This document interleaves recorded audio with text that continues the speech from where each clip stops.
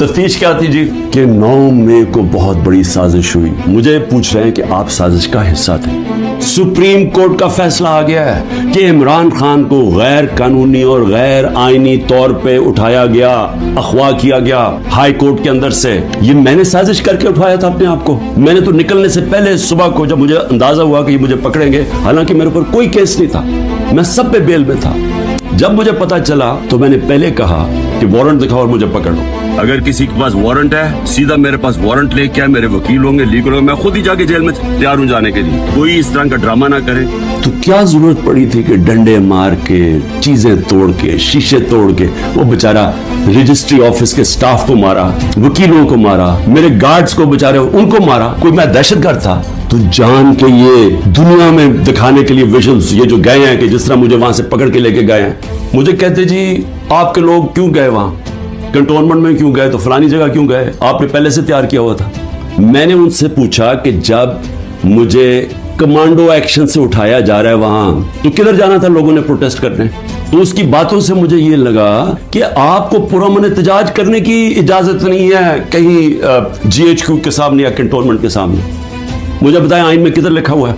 आइन में लिखा हुआ है कि आपका हक है, हर पाकिस्तानी का हक है कि जब नाइंसाफी हो, नाइंसाफी के खिलाफ आप प्रोटेस्ट कर सकते हैं पुरअमन तौर पे। और नाइंसाफी हुई थी, सुप्रीम कोर्ट ने अपने फैसले में कहा है कि गैर आईनी और गैर कानूनी तौर पे इमरान खान को उठाया गया। ये तहरीक इंसाफ के जो लोग थे वो भेड़ बकरे चुप करके बैठ जाते। क्या उन्होंने गलत किया था कि अगर वो पुरअमन एहतजाज के लिए निकले थे?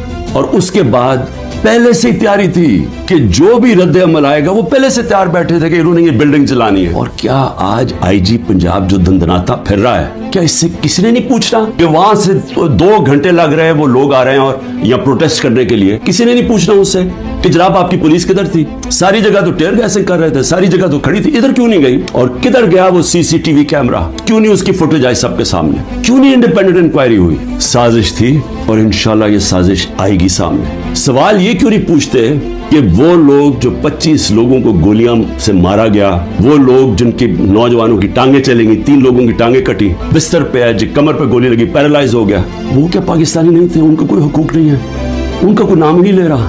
ये जो कोर कमांडर हाउस जलाया, हम सब उसके हम मजम्मत करते हैं। अपनी जजमेंट में लिखा हुआ है चीफ जस्टिस ने कि इमरान खान को जब पहली दफा, जब मैं अदालत में पहली दफा मुझे पता चला कि हुआ क्या है, मैंने उसी वक्त मजम्मत की और मैंने कहा 27 साल में मैंने हमेशा अपनी पार्टी को कहा कि आपने कानून के बीच में रहना।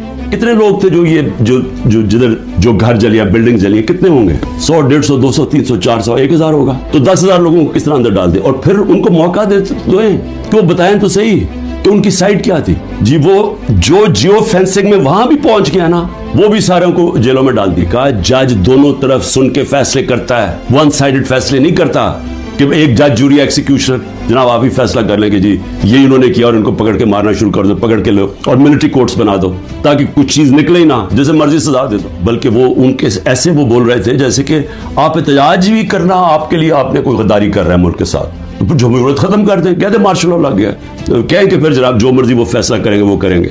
लेकिन जमहूरियत के अंदर हमारा हक है कि नाइंसाफी जब हमारे से होती है और सुप्रीम कोर्ट ने कंफर्म किया तो उसके बाद हमारा राइट होता है पुरअमन एहतजाज। और मैं फिर से कहता हूं कि जिन लोगों ने जलाया था कोर कमांडर घर या जो भी जलाई है बिल्डिंग्स, उन सब के ऊपर एक्शन लेना चाहिए।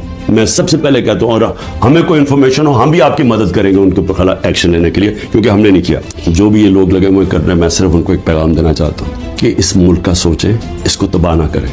ये जो आप करने जा रहे हैं कि सबसे बड़ी पार्टी जो अक्सरियत पब्लिक जिसके साथ खड़ी है, और अक्सरियत का मतलब 70-80% पब्लिक आज जिसके साथ खड़ी है, इसको इमरान खान को खत्म करते करते मुल्क की जमहूरियत, मुल्क की आज़ादी, मुल्क की इदारे, मुल्क का आइन, इस सब को आप खत्म करते जा रहे हैं और इससे कौमें बचती नहीं है, खास तौर पे जो अखलाकियात खत्म कर रहे हैं।